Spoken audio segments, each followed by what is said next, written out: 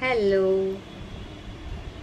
આ વાત સાંભળ્યા પછી કદાચ તમે કોઈની કદર કરવાનું શરૂ કરી દેશો. આ વસ્તુ જે હું શેર કરું છું ને એ મને મારા ખુદના એક્સપિરિયન્સથી બી છે કે મને બી આવું જીવનમાં અનુભવ થયો છે.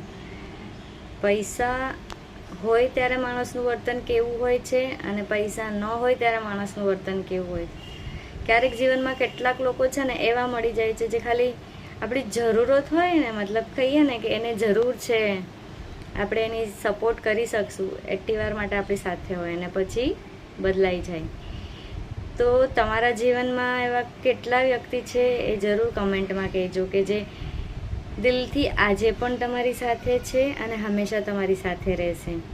ક્યારેક કોઈક લોકો કેવા હોય પોતાની જરૂરત માટે આપણી પાસે આગળ પાછળ ફરે કે ચલો અત્યારે એનો સારો ટાઈમ છે, અને જેવો સમય થોડોક નબળો આવે ને તો એ લોકો એના રંગ બતાવવા લાગે કે હા આ તો આવું જ છે, આ તો આમ જ કરે છે.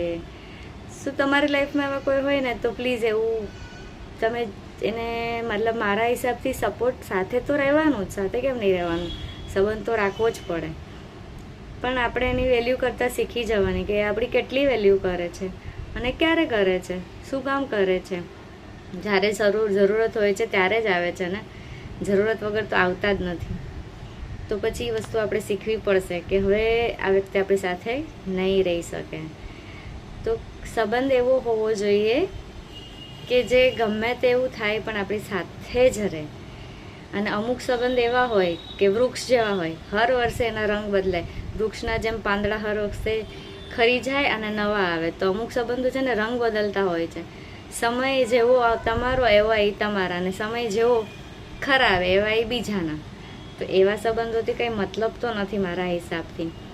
તો ક્યારેક આપણે છે ને વૃક્ષ તો બનવાનું, પણ વૃક્ષની જગ્યાએ એનું મૂળ બનીએ ને તો વધારે સારું.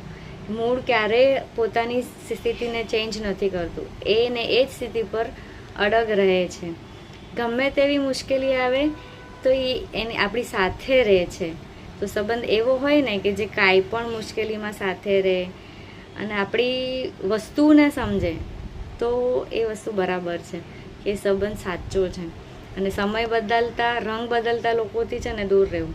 કે આજે તમારી સામે કંઈક સારું બોલશે અને એ જ વ્યક્તિ બીજા વ્યક્તિ પાસે જઈને આપણું જ ખરાબ બોલતું હોય છે. તો એવા રંગ બદલતા વ્યક્તિઓથી દૂર રહેવું અને સમય રહેતા છે ને એ સમજી જ જવું કે એ લોકો આપણા થવાના જ નથી. તમે એની માટે કેટલું બી કહીએ ને કે આપણે સપોર્ટ કર્યો હોય, ટાઈમ આવ્યો હોય એ લોકોની લાઈફમાં, તો આપણે ઊભા પણ હોય, પણ એ આપણા ટાઈમે આપણું જ ખરાબ બોલે, તો પછી એવા સંબંધથી દૂર રહેવું. આ મારો ખુદનો એક્સપિરિયન્સ છે. તમારા લોકોનો શું એક્સપિરિયન્સ છે, કેવી રીતના છે એ કમેન્ટમાં શેર કરજો. કે સંબંધને વૃક્ષના પાંદડા જેવું બનવું જોઈએ કે વૃક્ષના મૂળ જેવું બનવું જોઈએ, જેનાથી આપણો સંબંધ આગળ લાઈફ ટાઈમ સચવાયેલો રહીએ. તો આવા વ્યક્તિ મારી લાઈફમાં તો બહુ બધા છે જેને મારી સાથે સારા સંબંધ પણ રાખ્યા છે. અને બહુ એવા લોકો બી છે કે સમય સારો જોતા પણ સાથે અને સમય બદલતા એ આપણા નહીં, એવા વ્યક્તિ પણ મારી લાઈફમાં છે. તો તમારી લાઈફમાં એવા કેવા કેટલા વ્યક્તિઓ છે જે સમય સાથે તમારી સાથે વર્તન પણ બદલાયું છે, એની કમેન્ટ કરજો. અને મારી આ રીલને બહુ બધી વાયરલ કરજો, જેથી તમારા લોકોમાં બહુ બધી કમેન્ટ આવશે તો તમારા લોકોમાંથી બી મારા જેવા એક્સપિરિયન્સ તો ઘણા બધા લોકોને થયા હશે. તો તમે લોકો મને જરૂરથી જણાવજો અને મેસેજ કરજો કે મારા થોટ્સ હું જે શેર કરી રહી છું, મારા પર્સનલ લાઈફના એક્સપિરિયન્સ જ શેર કરી રહી છું. તો તમે મને કહેજો. Thank you very much. અને લાઇક, શેર, સબસ્ક્રાઈબ કરજો. બાય.